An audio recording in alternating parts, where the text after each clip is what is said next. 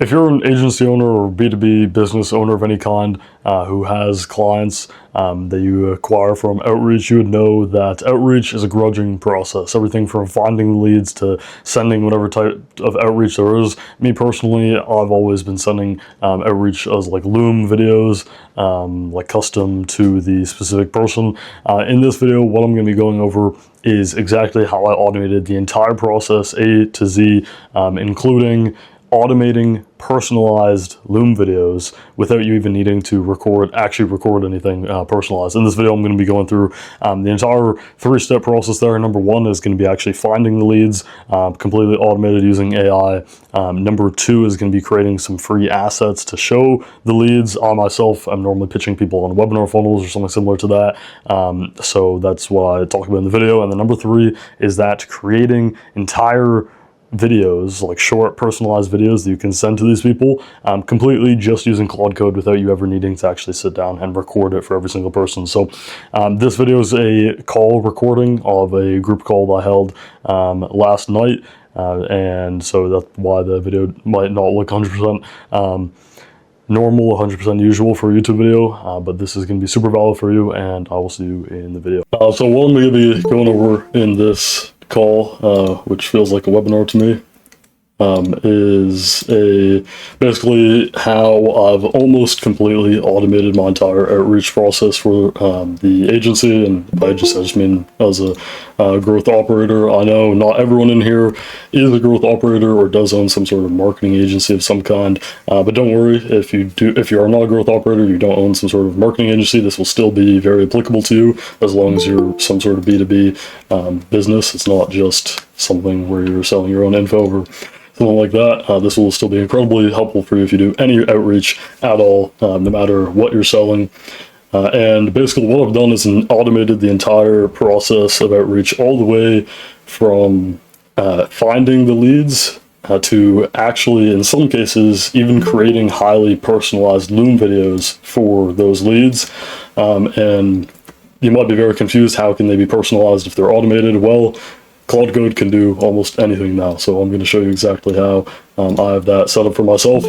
But the most valuable parts here that I'm going to be going over in this call are just basically the prospecting bits, and then anything to do with creating free assets for some sort of Dream 100 outreach. So I'm just going to hop into this right now. Who am I? So my name is Michael. If you don't know me, then you probably weren't in Artisan Lab or something. I started my first business in August of 2023, which was an email copywriting agency. Then I joined Artisan Lab in October 2024. I'm assuming most people know what that is. I think the vast majority of people in here are still from Artisan Lab. Since then, I've had growth operating clients all the way from then until now, and I've done a ton of outreach across both businesses. Actually, probably more outreach from the email copywriting agency, or you could say it was even freelancing, I don't know, but email copywriting probably even had more outreach than growth operating. But I basically have sent a lot of outreach. So this is a little video, you could probably barely tell what's happening here, but I just pointed at 450 something Looms. Over the past 3 years, I've made over 400 Loom videos. I'm gonna say over 400 instead of the 453, just because I think a lot of those, or not too many, but a lot of them were probably unrelated to outreach, but the vast majority were like this, what I'm pointing out in this video, just completely copy-paste videos just for a bunch of outreach. That's over 400 prospects found, around 150 free assets created, because not for all of these was I giving them free assets, and obviously over 400 messages sent as well. So I've done a lot of Loom outreach. I've found a lot of prospects, and created a lot of free assets, sent a lot of messages. So I kind of had enough experience here to know actually how to make a good Claude Code set of processes here to automate this process. So I used to literally spend hours every single day looking through Instagram trying to find potential clients to reach out to. So what that looked like for me, since I'm a yeah, I could let you take her in. Since I'm a pretty young guy, I don't know if you could tell, is I was in school, and I would be just on my phone looking for people to outreach to, and that would literally be hours of the day, just because it was not that easy to find actually solid clients to outreach to. And even before AI, I still had the mindset of wanting to automate my outreach Looms while keeping them personalized. So 2 years ago, the best I could do was this. What I had was a roughly 4-minute personalized intro clipped onto a pre-recorded 5-minute section, which was the latter half of the video. So what I had to do is I literally sat in the exact same spot in my room here and wore the exact same shirt for every single loom, just to make it a clean transition from the first 4 minutes were personalized to the last 5 minutes. So this is an example from October 2024, I think that is. This might be one of your clients now, someone in here, but you can see this is basically what I look like in every single Loom video. I had the same headphones on, which are not these ones, but the same shirt on, everything. You can see the same dresser behind me. I just had the exact same frame and everything to smoothly put these two clips together to automate technically half of the Loom process creation, or creation process, and I even had this, so I even had that mindset back then. But now you can completely automate your entire prospecting process, your free asset creation, and sometimes even your Loom creation. I say sometimes because it won't always be super helpful for you to do the automating the Loom creation, but I'll get to that in a second. But yes, even the automated looms can be truly personalized. So you're gonna have to type 1 if you're ready now. Yeah. Cool. So a few things before we actually set anything up. So first of all, none of these skills make any work faster. Okay, get this in your head. These are not instant things. These are not like you're going to be able to instantly find good prospects. It's not you're going to be instantly able to make these automated looms. These take time. The loom creation process might take 10-15 minutes to actually go through the entire A to Z process. However, that's not 10-15 minutes of you working on it. That's 10-15 minutes of it working by itself. And that's the big difference here. Being able to automate all these processes doesn't mean that this becomes instant. It means that you can spend that time now on much higher leverage things, or on just different tasks at the same time, or even multiple of the same task. What I would do for the prospecting is I would have like 3 different Claude Code sessions open at the same time, all running it, and even then, I'll still be waiting for a few minutes and then like be able to do some other work while I'm waiting for that to go. The highest value of this will not be anything to it being instant. It will be you being able to work on other things on your computer, whatever, while these things are running. And that's the big thing here. It's not anything about being instant. So yeah, they make it automated. Automated means that time is yours now. So you can spend on other work, or you could also just be running several things at once. Now about the Loom replicate thing, which is probably the most interesting part of this. So the 3 parts are going to be prospecting, creating free assets for people, and then the Loom replicate part. And replicating looms, for anyone who didn't hear the first part, is literally me automating, creating personalized looms for people. The Loom replicate situation is highly optional and highly situational. I would never be automating all of the looms I'd be sending to people for outreach. The most powerful Loom videos are the customized ones. That's true. The highest converting ones are going to be the actually truly customized ones. But customized does not mean just saying their name and saying their business, and then everything else in the Loom video is exactly the same as if you were giving it for someone else. I don't just mean saying their name. I mean situationally. It means built on their real context. So 3 contexts can be 3 different looms that you can have automated. So these are 3 different situations that the person would be in, and that's what actually makes it personalized. It's not just saying the name, saying their business's name, whatever. It's actually making a loom for their specific situation. So here's 3 example situations you might want to create automated loom systems for. So first, they have a product, they just need better marketing. That's the situation that I made a loom automated for. Has no product at all, and then already has a winning funnel, and you could be pitching them a new one. Those are just 3 examples of different situations you'd want to make loom replicates for if you do want to go all out with this. So Loom replicates are very archetype specific. You build 1 per archetype, then you can reuse it for other people who are in that same archetype, in the same context. So the most valuable parts of this are going to be the prospecting and asset creation. I know the Loom replicate sounds the most fascinating, but these 2 parts are actually going to be the most helpful here. So here's going to be the schedule of the call. So first, I've already done the intro here. Took the first few minutes. Now I'm going to explain what these things do, and then I'm going to walk you through how to set these things up, and actually just straight up give you the files to set these up, and then we can do a little bit of Q&A in case anyone has any questions. So who's following along? Drop a 1. Excited for this.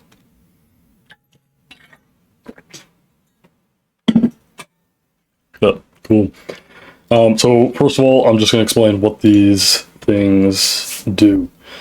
So starting with the prospecting skills. So this is a reel I made a few days ago, or I guess a couple weeks ago, or a week and a half ago, whatever. This was about the prospecting skill.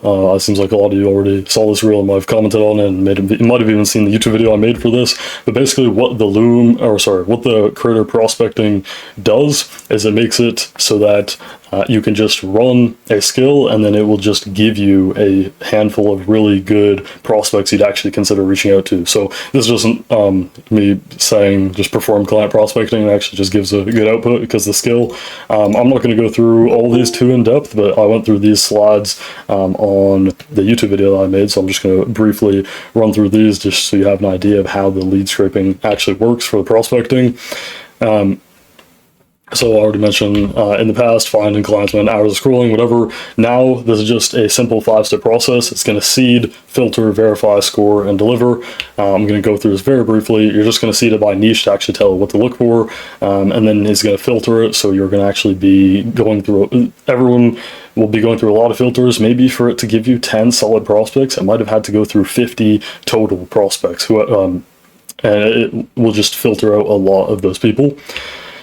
And then it will just use these few tools here to verify the survivors are actually ones that you would want to reach out to.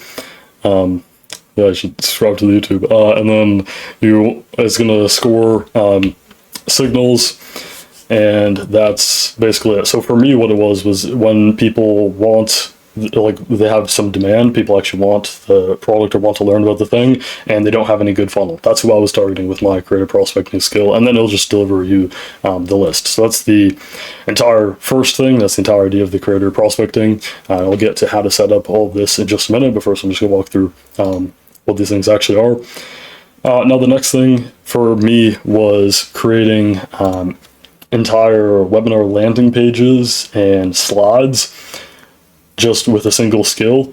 So this is someone who I signed with this process. So this was the landing page I created. This is basically just the template I have. Some people don't like this format. I think this one just looks a little better for maybe some slightly older audiences. If you're trying to do younger info, maybe you want the thing centered in the traditional format, whatever, it doesn't really matter at all. I just want to show you this to show you that you just need a skill that is going to be able to use any data from any social media account that you give it, and then it'll just be able to make some free assets for you to use in your outreach. And this would be extremely simple to make. So I probably just told it, hey, I want to outreach to this guy, here's his Instagram, here's his YouTube, build the webinar stuff, something along those lines. And then it was just able to just make this completely fun. Like you see it, even I have my thing even like pulling like real thumbnails or whatever. Like this is completely made by Claude Code, and it has this book here. And you just need some sort of process where it is going to be able to do some research on the person, and based on that research, see what should a webinar be about. If you're selling webinars, this is just an example. What should the webinar be about? What should the landing page look like? You have to give it templates for that, etc. And that'll be extremely helpful. And then I also had I'm not going to go too deep into this, but I also had my thing just create really rough webinar slides for people, just so I could show them, hey, this is what it would look like when you're actually going to be presenting the webinar. And the final piece of this is the Loom replicate. So this is just the third part of me showing you what this stuff is, and then I'll show you how to actually get all the stuff set up. So this is the actual Loom that I sent the person. And what I realized when I was watching this Loom back was it was very general, and I signed to this person, so I knew it worked. So I realized that I basically the only custom things I said to this person in particular was a small handful of things. First of all, I used their name. I used their business's name. I said, you're primarily on Instagram, and there might have been one other thing, but those were really the only customized things, and this Loom converted to actually signing the client. So I realized that Looms actually don't need to be as custom as you think, except for what I talked about earlier with as long as it's just based on the proper archetype, then that's customized enough. So what I decided to do from that was, hey, what if I can just clip out those few parts where I actually said a customized word or two, and then I was able to just replicate these Looms. So I basically did that, and I made it so that this is the exact same video here, but this is made by AI. So what I did is I just cropped the webcam. I cut out all the parts where I said something custom to the person, and then I also had the audio file. And then I had this master webcam and this master audio file. And then what I did is I just used a browser automation through Claude Code to make it so that it can just pull up its own tabs, headless. It doesn't, not even on my monitors, it just does this by itself. And then it could just switch through tabs, which is exactly what I would be doing while I'm saying these words to the person on the Loom. So in the Looms here, I just have a schedule where it's just based on sections, where in this section, show prospects landing page. In this section, show prospect slides. In this section, go through my Instagram stories, client wins. In this section, go through a Google Drive with some assets. And then I made it so that I can do that for any prospect, where I can just go through this first process where it creates all of their free stuff and then link that to this automated Loom process where it can just use the free stuff that it made for the lead that it found and then turn that into a Loom. So that's the entire A to Z process, from finding the prospect all the way to actually creating the Loom, completely automated. Literally doing nothing. Nothing at all. And here's another example of a Loom like this, just to show you can even go further than just going off those skills. So this is one where I made the landing page look a little different. Literally all I did here is I just told the Claude Code while it was making the free assets, hey, here's a screenshot of what their current landing pages look like. Make the webinar landing page that we're going to show them look exactly like this. And then it did it just fine. I mean, this looks literally exactly like their website. And the entire Loom replicate process worked exactly the same too. This video here is not one that I made. This is one that, this is not, I don't know if you could tell from the first frame, but these are all the exact same screenshot because these are all the exact same webcam video of me and the same audio of me. And the only things that changed here was the pages I'm showing in the video based on who I'm outreaching to. So that is everything about what these things do. I'll get into how you can actually get these things set up, but I don't know, drop a I don't know, fire emoji, drop a something if you're excited for that, and I'll answer a couple of questions if there are any before I get into anything.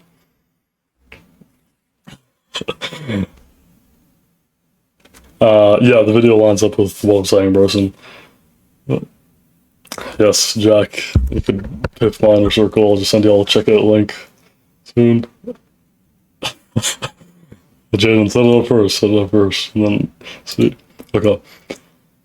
Alright, if all that stuff makes sense, you need that affiliate? Okay. If all that makes sense, I'll get into actually, how you guys can set this up. A few seconds of the Loom, yeah, I can do that. Maybe I won't share the entire thing or something, just because you're going to get bored from the video, but I'll just play like the first few seconds, I'll just skip through it to show you what it looks like.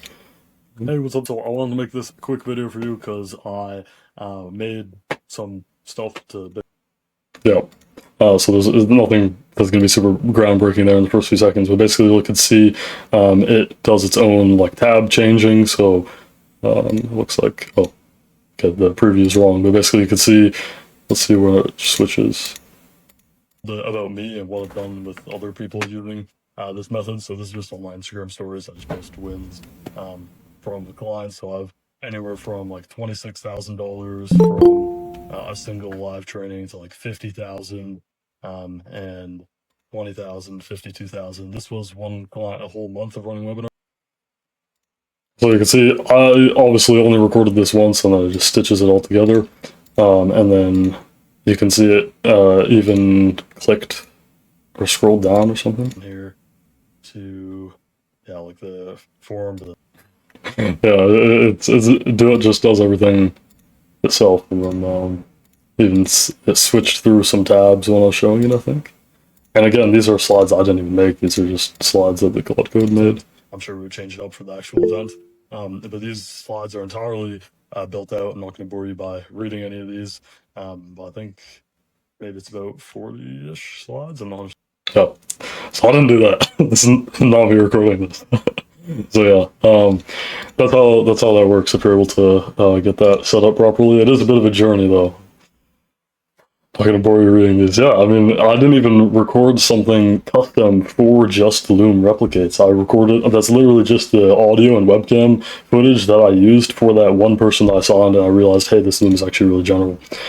So yeah, cool. Moving on, let's go to actually the setup process. So I have this Google Drive link here, and I have a doc that'll actually show the setup in terms of actual steps that we'll be doing. So first, I'm going to drop the Google Drive in here, and then you could just download it as a folder, as a zip file, whatever. I'll just give everyone a second to do that. It doesn't, like, don't worry about anything other than just literally downloading it for now. Maybe you could just unzip it, and then this is the steps we're going to do. You don't need to go through any of these steps yet. And I'm not going to, this is not going to be a live build call. I'm not going to be waiting for everyone to go through everything. I'm just going to tell you guys the steps to actually get everything set up. But yeah, just download that Google Drive and then unzip it, and then we will resume. I don't know how long I was muted for, so hopefully you heard that part. But honestly, you don't even need to do step 2, actually. We'll just skip that. Really just going to be these. So what I'm going to do is I'm going to pull up my own anti-gravity. I'm weird, so I use VS Code, even though everyone seems to use anti-gravity. So this is an anti-gravity folder that's not... Yeah, I do still use ID. What's I going to say? Yeah, so this is just basically like a baseline Claude Code. This that I'm going to be sharing my screen with. This anti-gravity is going to be a, yeah, I'm not sure yet. It's going to be even worse than or even worse, obviously. It doesn't have a vault, basically, so it's going to be way less capable than anything you guys have in AI drivers. I'm just going to reopen the tab because it's not letting me share it. So just give me a second here. So basically I have these 3 tabs open here, where these are individual tabs where I just ran the prompts from that you'll find in the document there. In the document, you'll see it has individual prompts for the 3 different things that you can set up, the 3 different things here. First for the prospecting, then for the creating the webinar assets, and then also if you're pitching people other things, you could just make your own custom version of that for VSLs, for whatever at all. You can just make your own version of that. And then the third one is I'm going to give you a big warning for that with the Loom replicate. That will take time. That's not something easy to make. It will be a project for you, but it'll be worth doing if you want it. So basically the prompt that I ran here is just the copy paste of what I have in the document for you. So what I just copy pasted that, and then also what I just did is I just gave it the file path for the actual folder that you just downloaded and unzipped, and then what it will do here. Again, it's not a live build call, so I'm not going to take you through the entire process here, but I will explain how this will work. You're going to download this again, unzip it, whatever. You're just going to tell Claude Code a prompt like this. You can tell the file path is what I'd recommend. Hopefully, it would probably also be able to just find it without the file path, but just put that in there. And then what it will do is just walk you through the entire setup process for the 3 individual things. So there's a lot of decision points for the Loom replicate one. There's only maybe 1 or 2 decision points for the creator prospecting one. But starting with the creator prospecting one, the entire idea of this is it will be able to just interrogate you, basically. It'll be able to ask you a few questions just to find out who is the type of prospect that you're actually looking for and that you'd actually outreach to, and then just be able to find that person and then find that person again and again and again and again, over and over again, just obviously different people, but who have the exact same qualities as who you're looking for in terms of who you want to outreach to. So I'll just read what it says here. So it says, actually no, AI slop, but basically just what I said. I'll just interrogate you. So I would recommend you go through the Apify path. If you already have Apify, then go through that. If you don't already have Apify, you might as well just get Apify. That also has free credits, I think. So definitely go through that instead of the free mode, but the free mode is still an option. And then you'll just go through the submit answers, and then it will just ask you a bunch of questions in terms of how many followers do you want the creators to have, what niches do you like, what are all the filters and hard no's. So for example, for me, if they already have a huge successful funnel, that's a hard no for me. If they have a huge podcast, multiple books, they're clearly doing well with whatever they're doing, that's a hard no for me. If they're in certain niches, if they're in any hobbyist niches, if they're a camping creator, if they're a whatever, I'm not going to spew examples out, but if there are some of these if they're creators in niches that I'll never sign a client in, then already just disqualify those people. And so, yeah, here, this is just an example of question 1 of 11. When you're going through this, just answer all the questions, and it'll, in the end, create a skill for you. And then here, the second one is for creating the free assets for the webinar. Now, this is just the exact same, just copy-paste thing that I put in the Google Doc for you, and I just give the same file path. And then it will just take you through the process of inserting this skill into your vault, because this is already a skill all by itself. And you will just need, like, you don't need to worry about any real setup on there, but I do encourage you to edit things on there. Don't just leave it how it is now. Some outputs will still vary a little bit, just depending on what other, what other design skills or whatever MCPs or whatever you have in your vault. So just play with it until it gives you an asset or output that you actually really like, and then you'll just be able to keep replicating that output. This one's probably the simplest thing out of the 3, the most self-explanatory. And then finally, for the Loom replicate, this is going to be the trickiest one. I'm going to have to zoom out a little bit, so apologies if you can't really read this.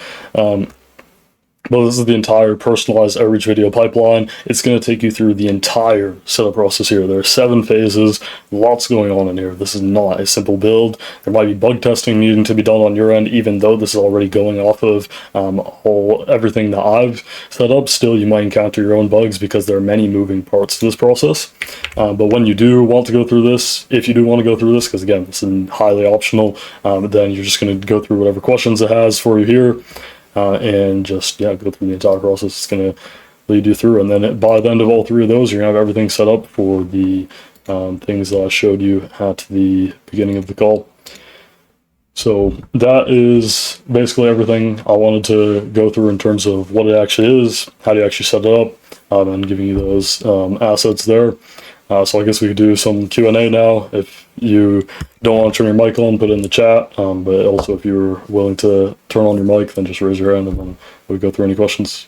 What's the conversion percent on these hyper-personalized looms? Like, I'm assuming you mean the automated ones, and I'm not sure. I'm not sure the exact number. I haven't been using the automated looms thing for long enough to even have enough, like, a pool of data.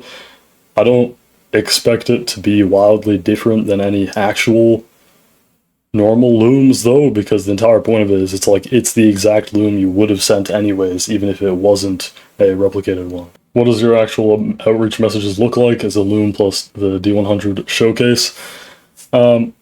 Basically, I mean, my outreach messages now would just be something like, hey, first name, I wanted to make this quick video for you about how you could XYZ because I saw this thing. I don't know, just fill in variables with something custom to them, and then I'll just link the loom there. And then my entire framing of the outreach would just be basically let me know what you think, not like let me know if you want to hop on a call or something like that. Just like show them these assets and then just pitch them a call at the end of the loom.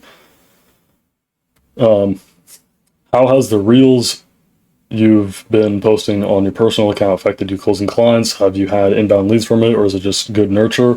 I've not had any inbound leads. I also don't think that I would say that's great nurture, just because, I mean, I haven't had many clients go through Instagram. Most people who would reply to me at all have just been through email. So maybe that's a valuable piece I'll add on top of this. Definitely don't be only sending these on Instagram or something. I mean, when I outreach to someone, I would be hitting them up on Instagram, their personal Instagram if they have one, their email, their second, third, and fourth emails if I could find them, because that's actually also part of my outreach process on Claude Code is deep email research. So your Claude Code, assuming you have stuff like Tavily, and maybe there's 1 or 2 other tools as well.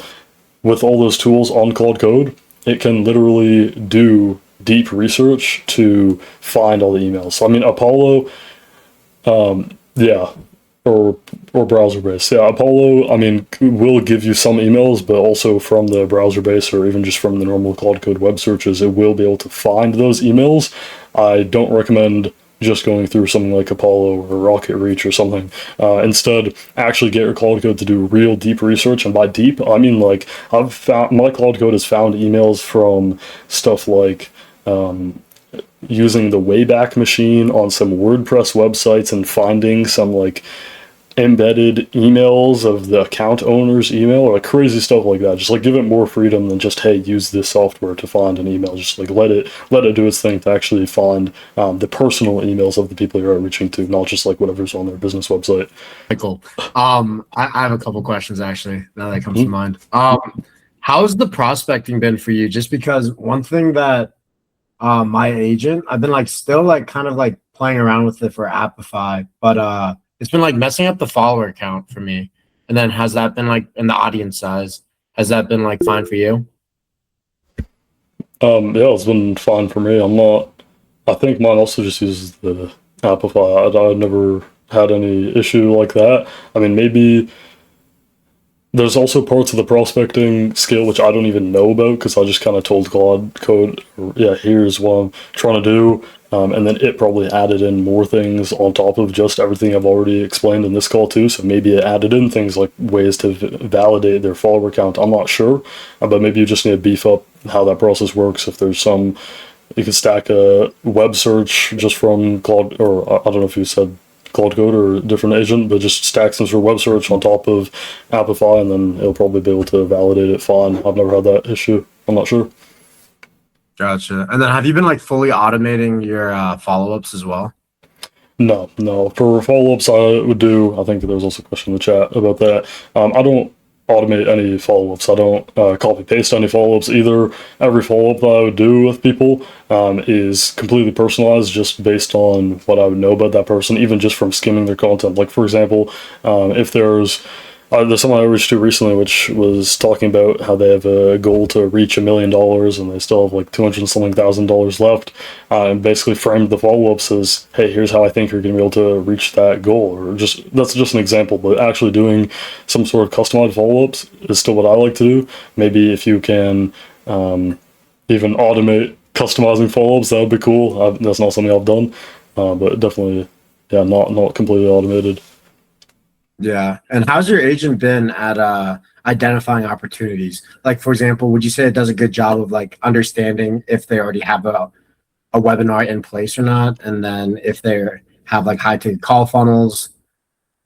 Yeah, I'd say it's probably about 90% accuracy or maybe 85% accuracy. So I have filters on mine that says if they're already running a live event funnel, then we're not going to sell them a webinar, of course. But still, sometimes if it's only in their YouTube descriptions or something like that, it just won't check the YouTube descriptions and then just think the person isn't running a live webinar funnel. But if it's able to visit the link and scrape that link, then it will be able to tell what's going on in this link. And if that's a webinar, if that's a VSL, then it'll be able to filter that out. Cool. Fire. Appreciate it. Yeah, this was really good. Thank you. On a good day, how many looms are you getting out using this method once it was fully set up? I mean, it varies too much for me to say just on a good day, but I think maybe at most, well, yeah, I don't know, it's hard to say because it'll be different for me and for you because obviously it still will depend on how much time you're putting into it. I would say on average, I would be sending maybe 7 looms on a good day. Maybe 3 of them would be replicated, and then 4 of them would be ones I'd actually film, and then all of the prospects and all the assets and everything was just created by the Claude Code. But hope that answers that. Explain your quality over quantity approach. I think something to for prospecting. Yeah.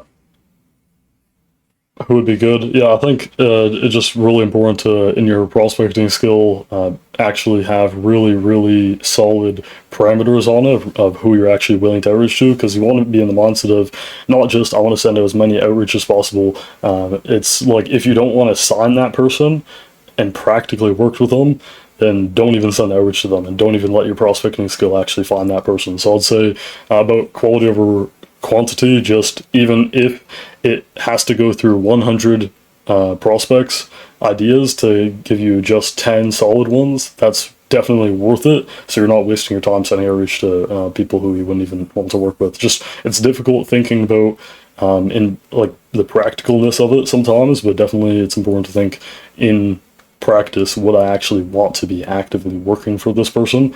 And if the answer is no, then don't let your prospect or even find it, and obviously don't actually send them a Loom. Do you have the prospecting run on a schedule, like you get 20 new leads per day automatically, for example, and do you find that it keeps giving you the same leads for, or have you wired it not to replicate? So answering the first part, I didn't have it as something automatic per day. It would just be like one of the first things I would do in the morning is just start up those Claude Code sessions. The only reason I don't have them as automatic is because I also like to specify sometimes in, like if I'm running 3 sessions, let's say the skill itself says they could be in one of these 5 niches, and then maybe in one of the sessions I say, hey, try to find someone in this one niche. I just like having it slightly customizable like that every time I run it, instead of just going off of purely the skill. So no, I don't have automated in terms of starting. I just send the first prompt and then that's it. Does it give you the same leads? So no, it stores all of the past leads on the, like in the code base in a list, and part of the prospecting skill is checking that list to make sure it doesn't give you those exact same clients. So I think there's still probably been 1 or 2 times still where it does give me the exact same clients as ones we've already found. That's 1 or 2 times out of, like, I mean, tens, if not like 100 or so. Yeah, Elijah? In your in your honest opinion, like going through the process of building this out, obviously the files you gave will mitigate so much of it, but obviously people can still get their own bugs and stuff, and it's not a simple build. So like, who do you recommend? Maybe it's everyone, maybe it's a certain type of person. Like, who do you recommend takes what you've provided right now and like makes it, somewhat, on the higher priority of items that they should complete? Like, would you say that this is something that is like, if you're in the trenches, you should build this out, or should you already, do you think this is to build this out should be for people who have clients, and if you're in the trenches, don't build this out? Like, what's your take on that? Yeah, I'd say the Loom replicate thing is not for you if you're fully in the trenches right now. If you're, I mean, it's hard to say because, I mean, if you do it well, then it will be a good output. But think about, I think, Jaden, you were saying that was something you'd like. But also think about the time they'll take to try to perfect something like that. It's not instant. It's not like this setup process here by itself might take, I don't know, an hour and a half to 2 hours or something, just going through the setup process itself. I'm actually not sure the exact timing, but it'll take a while, and then there will be some bugs that you might get specific to you that I couldn't have foretold in any way. So because of time to set up, I would say number 1 priority thing is prospecting. That's 100% the number 1 priority thing. Easiest thing to just delegate to your agent or Claude Code, whatever. That's definitely the highest priority thing, the highest leverage thing, because if you're still trying to find prospects manually, you can just get Claude or your agent, Hermes, whatever, just get it to do that for you, even in the exact same way that you do, perhaps. And then second thing would be the free assets. If you already have some sort of system to create free assets for people, then that would be obviously lower priority for you to try to set up what I've been giving to you here. But if you don't have something like that, then definitely set this up, or beef it up if you already do have something, but not super good. So yeah, that would be the order of priorities there. First, prospecting, 100% prospecting. And the number 2 would be the assets. And then number 3, much lower down, would be the Loom replicate. Do you get more replies from email than Instagram? Yes, 100%. I don't remember the last. Actually, I did get one recent reply. I hopped on the sales call with this guy from Instagram, but it wasn't an Instagram DM. It was from a close friend's story. So, yeah. Yeah, I remember a while ago, some people were also talking about his close friends nerfed or something. So, I mean, I still got that. from close friends, for example. So I don't think it's completely nerfed. You should keep doing that. But yeah, that's the only time I've recently got any response from anything on Instagram. No one's checking their DMs if they're big. So yeah. Also, guys, keep in mind, like, I know I'm always harping on, internal infrastructure, and it sounds, over time, you guys might think it's like an umbrella term, just a buzzword, but like, no one told Michael, first of all, no one told Michael to build this, but no one even told Michael that this, setup existed in the first place. So it's not like, not only did no one tell him to build it, but like no one informed him that this is something that could be built. He, thought of it. It's just solution-based thinking. It's just creative. I should say creative solution-based thinking.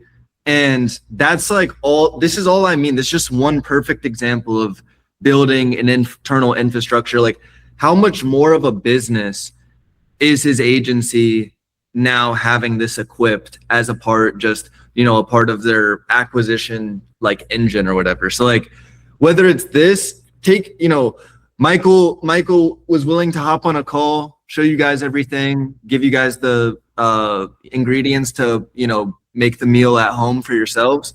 But like, you guys shouldn't be waiting for someone to do a call to show you these things. With the Vault, you have all the tools. Some of you guys, that's not your focus. You're not focused on building things. You're not focused, like, that's perfectly fine. You want to use the Vault for what's kind of there, ready to use out of the box. That's perfectly fine. But for the people who are like, I think that's only valid for people who have like a lot of work going on. They're at capacity, they're making, money, whatever. If they want to hire someone out to do these things, that's perfectly fine. But if you're in the trenches, or if you're, not in the trenches, but you're still kind of making the, in that grind mode, definitely look for opportunity to, improve your process internally in some, like, whatever it is. It might be outreach, it might be for actual client fulfillment, it might be whatever it is. But just like, long story short, Michael was able to identify something that didn't already exist. He built it out, he used it, and he reaped the reward from it. And like, Michael, you started doing this, how long, like, from when you talked about, like, you used to think of ways to automate it, but like, when you actually started trailblazing like this specific build, it wasn't more than like a month, was it? Like, how long was it? It probably wasn't more than 2 weeks. I think I was probably spending like 2 hours per day on it 2 hours every other day for like a week and a half or something. I'm not sure, but obviously that was even the first run through. So now you have the entire system yourself. But yeah, it didn't take insanely long. No, not at all. Yeah, just to add on to what I was saying, this definitely just comes from the idea of I'm mostly just using Claude Code for everything, so I'll speak saying Claude Code. Claude Code can do, imagine the same thing for Codex, whatever. It can do anything now, almost anything, like almost literally anything. Like, you see this, the Loom replicating thing, it's insane. Like, that looks like I actually made that video. It sounds good. It looks like what I'm actually doing there. It looks like I'm clicking through the tabs, whatever. That's something that no one has ever put or I guess until now, no one's ever like publicized anything about that. That's just something where I thought, imagine if this existed, and I just made it exist. Like, you can kind of just do stuff like that because Claude or Codex or whatever knows how to build the stuff. You just need to have the idea of here's what we're trying to build. So yeah. If no one has, go ahead, Elijah. Sorry to cut you off, but that also goes back to like, don't delegate the task to Claude. Don't delegate the actual like strategic, creative thinking. It's good to brainstorm with Claude, obviously, or any any model. But if you're letting the AI lead you, then you're not gonna get something that doesn't exist, and you're just gonna get shitty outputs or whatever it is. But if you're delegating the tasks, but you're still maintaining the leadership, you're still leading it, you're just telling it what to do while you're leading it, that's where you can find success, no matter what model you're using. Mm-hmm. Yeah, and also think of this, like, if, just to add on to that, like, if I let Claude or if I let Claude Code make the Loom schedule for me, it would have been horrible. Like, I mean, it would have had no idea what it was talking about. Just ask it to generate something which I should have been thinking about myself. Or if I got Claude Code to generate the webinar landing pages based on absolutely no data and not knowing how what a good webinar pages actually look, then it would look absolutely horrible. I mean, these are things that you still need to be the one. You still need to be the one leading it for all these things. You still need to be the one who's an expert in these things, and you're just automating these things, which you could do yourself, but you're going to save that time by getting Claude Code to do it. I think you mentioned this before, but I was just wondering, what have you found has got the best response rate in terms of the original message you send with the Loom or Dream 100 deliverable, like what you actually say in that initial message? Oh, like just an example of like what I would say in the message, or what, or are you talking about what channel? In the or like, what have you found people have actually responded to, like in the actual words of the message you're saying? If it's like a certain follow-up that people respond to like the most, or if it's that first message, like what words are you actually saying to get people to respond, if that makes sense? Yeah, I think that's also something that I haven't automated yet, because I think it's contextual. I don't think it's some copy paste message, but just the example I gave earlier could just be along the lines of, "Hey name, I made this video for you showing you how to do this because I saw this. Just fill those this variables in for whatever is custom to that person," and then just sending that. Yeah, following up with prospects. So main place I'd follow up in general would just be through emails. I mean, there's no big follow-ups that I would do on Instagram or anything. I have for some people in the past, not really recently, but if they do see our close friends and they just don't interact with it, I'll just send another close friend story to them. But yeah, normally for follow-ups, it would be mostly people through email. I would just be sending them custom things based on their situation. Not really, or maybe there would be one or two copy paste formats of follow-up message where maybe I just say, "Hey name," and then just whatever question, and then a sentence after that where I explain why they should watch a video or something like that. But there's really no specific ways I'd say to follow up with people. But in terms of frequency of follow-ups, maybe that's also something helpful. For some people, I would follow up with them if they're like fresh. I just outreach to them. Maybe I'd follow up with them every couple days. Or 2 or 3 days. Now there's someone I reached to a few weeks ago, which I'm still trying to sign. He replied to me once and isn't replying to me right now. That person, I'm following up with them maybe every week, or like weekly or something. Making my evergreen Loom today. Any tips or things to be mindful of that you noticed worked or didn't? I think worked or didn't is a difficult question because it's not like I've created multiple Loom replicates and I'll be able to test which one performed the best. But what I would say is just some advice for you creating this. First one is things like be mindful of the type of people you'd be sending it to. So for example,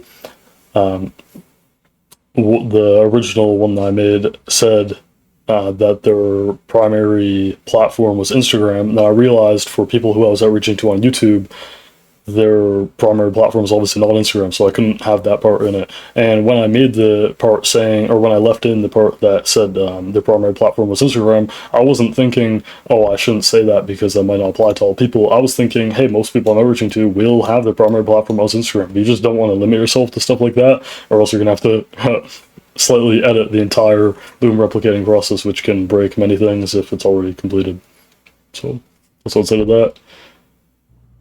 And just to be clear, guys, so you guys know or have the context when you guys are asking these questions, like Michael didn't build this or isn't using this out of a place of like desperation. Like he's not just using this to spray and pray. He's he's actually like what he said. He's only outreaching to people that where he's currently at with the current work he has on his plate practically makes sense to work with. So I'm just saying that when you guys are asking about like, follow-up process, like there's no value add for Michael to build out a follow-up process or even like track the metrics because he's not even like, he's not mass outreaching. So like, I just say that to say, if you are mass outreaching, make sure you're doing it properly. But like, those are things like he's saying that not as in they don't matter. If you are in the trenches, you want to be tracking these things, but he's saying it from a place of like, leveraged outreach, I guess, as opposed to trying to sign his first couple of clients. Just wanted to point that out. Cool. That's all the questions we have, and that's everything I want to explain here on the call. I guess we'll wrap up here. That's it, and we'll see you guys around. So that was the whole video. I hope you enjoyed. I will end this by saying one thing. Obviously, you could tell this was held in a coaching community. It's called AI Drivers. If you do want to join this community to get a bunch of calls like this, I think normally there are about 2 to 3 group calls per week or around there right now.